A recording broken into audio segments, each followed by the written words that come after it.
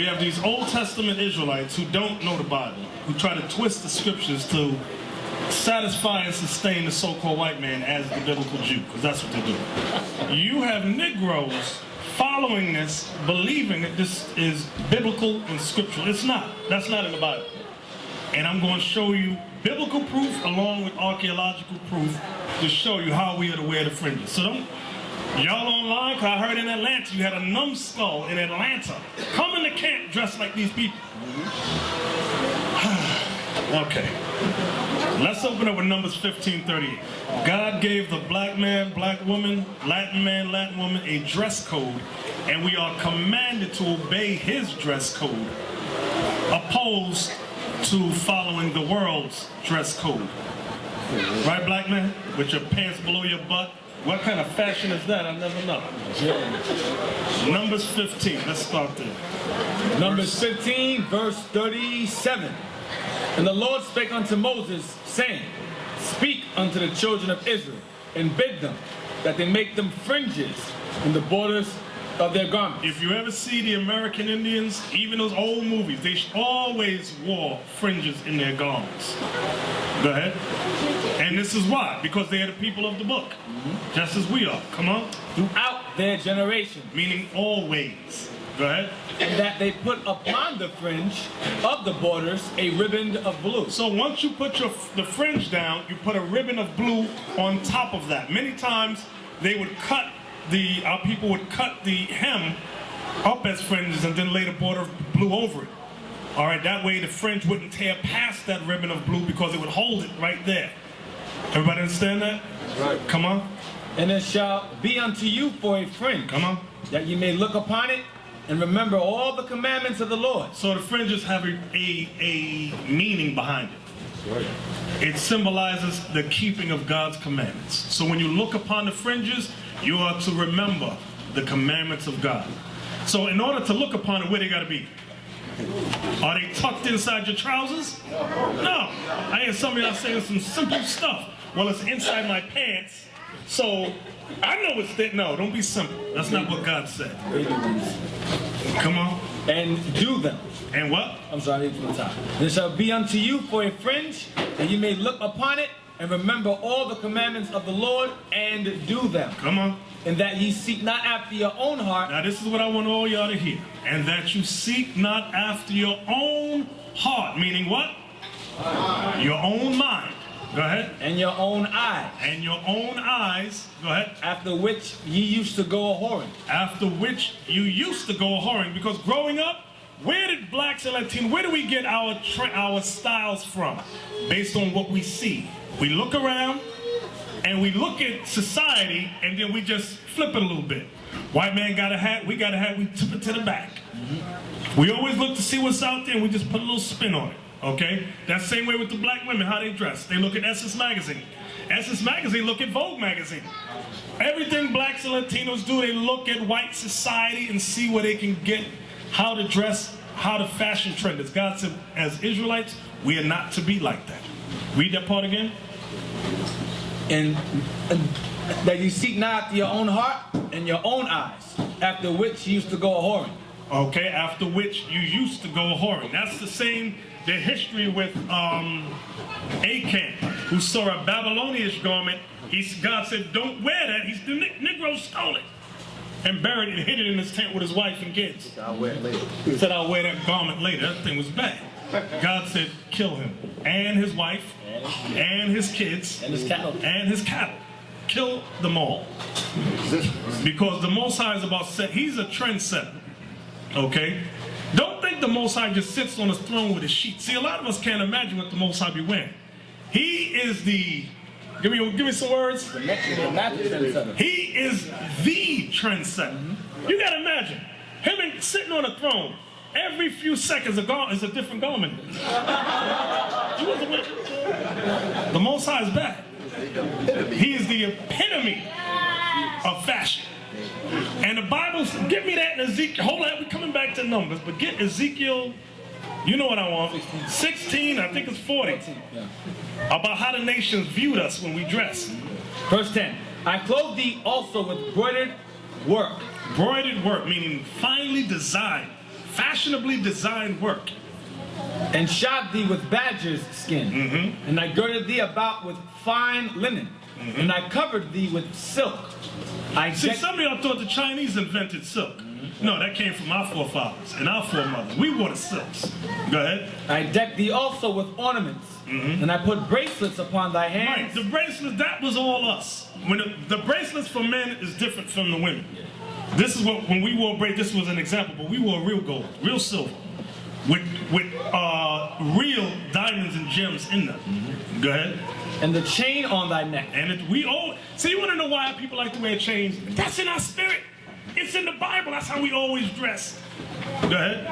Now, if you're going to get robbed, because you got to watch out for a broke Negro today. A Negro is so coveted, he'll see an angel come from heaven with diamonds and gold. He goes, yo, let's rob that nigga.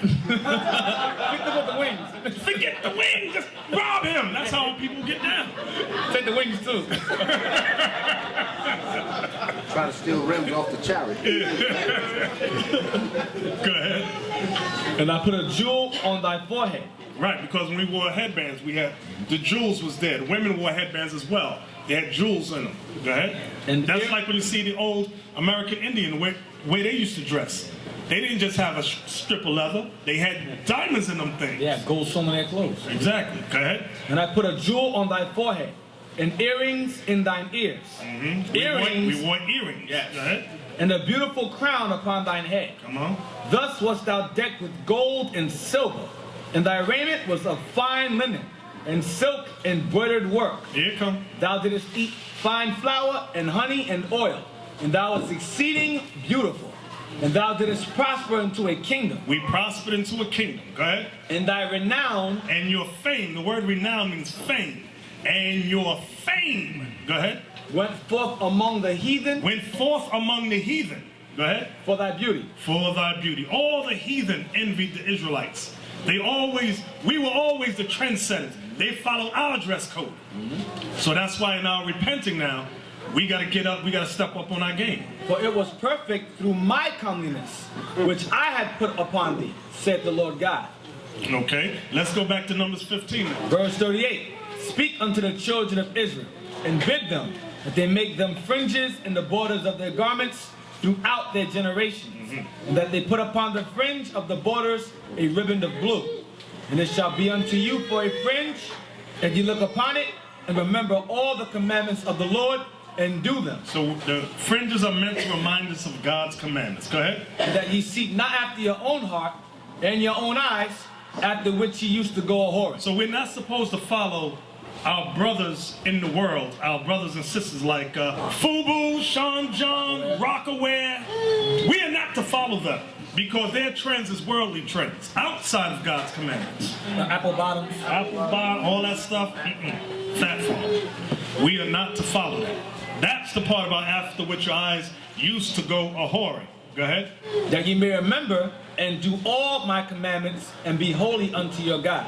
I am the Lord your God, which brought you out of the land of Egypt to be your God. I am the Lord your God. So now, in case you wondered, well, how are fringes worn? Maybe it does look like dirty shoelaces, like the so-called white man wears. But let's go to Exodus 28:33. Here's an example of how the high priest wore his fringes, and on his, they were pomegranates and bells. It's going to describe how they were worn. This is the example. Exodus 28, verse 33. Listen real good. And beneath, upon the hem of it. The hem of his garment. The hem, where's the hem? What is the hem of the garment? Bottom.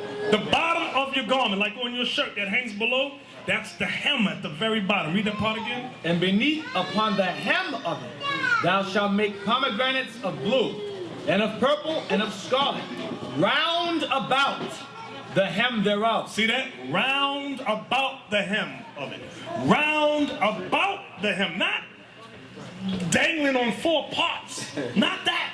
That ain't the Bible you just read, eh? This is the Bible. Read that again, Arthur. Where you at? Verse 33. 28, verse 33. Exodus 28:33. Go ahead. And beneath, upon the hem of it, thou shalt make pomegranates of blue. Because he had a blue border too. Go ahead.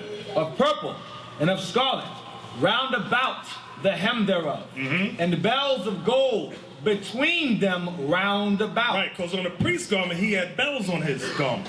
So all of that went round about the hem. Can we go back to the Assyrians now? Now, do y'all see the fringes at the bottom? Do y'all see how the fringes are worn? This is ancient archaeology from the Assyrian captivity. 722, thank you. 722 BC. This is how the Israelites wore their fringes. So don't get fooled by a dumb Negro following the white man. No, you're supposed to wear dirty shoelaces on the side. Now you see their arms are bound, okay? Because the Assyrians bound our people as slaves, okay? That was the northern kingdom. Now, I'm going to show you where the confusion comes from. Go to Deuteronomy 22 verse 12. This is where the confusion comes from. The dumb Negro that follows the so-called white man. Here's the verse. But when you read this verse is saying the same thing as Numbers 15:38. It's just using different words. Deuteronomy 22 verse 12. Thou shalt make thee fringes upon the four quarters of thy vesture, wherewith thou coverest thyself. So you see that thou shalt make thee fringes upon the four quarters of thy vesture. So the so-called white man teaches the Negro, imbecile, see? 4 quarters, that means just 4 places. Right, that's what it means, just 4 parts. But I'm going to show you a precept to explain 4 quarters. Go to Revelation 20:8. Yeah. Here's a scripture to explain 4 quarters. Now you tell me if this is 4 parts or it means all over, all around. Revelations 20 verse 8. Listen good. And shall go out to deceive the nations which are in the 4 quarters of the earth, Gog and Magog, to gather them together to battle, the number of whom is as the sand of the sea. So all these nations that they're gathering from the 4 quarters, is that from the South Pole? The North Pole? You see how dumb that is? It's not talking about the top of the earth, which is the North Pole, bottom, which is the South Pole. Ain't nobody living. These people is dumb. 4 quarters just means all over. So go back to Deuteronomy 22 and 12 now, and read it again.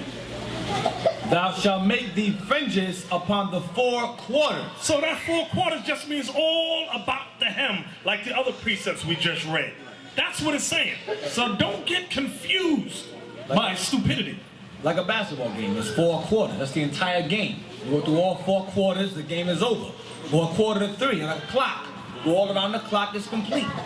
It's simpletons. Simple. So don't let Negroes with a kufi or a yarmulke deceive y'all. And they out, believe me, they out there. Dumb as hell, dumb as a rock. So now, go ahead. If I give you 3 quarters of a pie, are you just gonna have a thin line?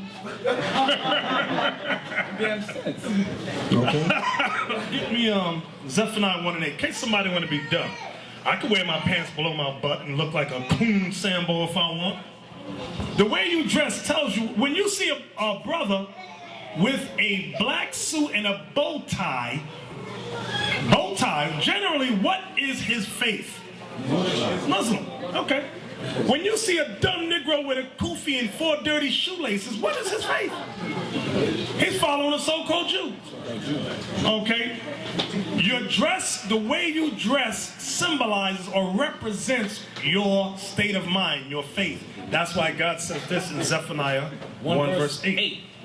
And it shall come to pass in the day of the Lord's sacrifice that I will punish the princes and the king's children and all such as are clothed with strange apparel. Right. The Most High is serious about that dress code. He said, I'm going to punish them clothed in strange apparel, because the way you dress represents your faith. Back in the day, you knew a hoe when you saw a hoe. She had the high heels, she might have had the fishnet stockings on, cleavage was showing, right? Red lipstick. There was a way they all dressed back then, but now, yeah, a lot of them dressing like that, so it's hard to tell. What the hell is this? You see a guy with a white outfit on and a stethoscope around his neck. What is he? Right. The way you dress tells what you are. When you see a Negro with his pants below his butt, what is he? I'm sorry if I offend some of you.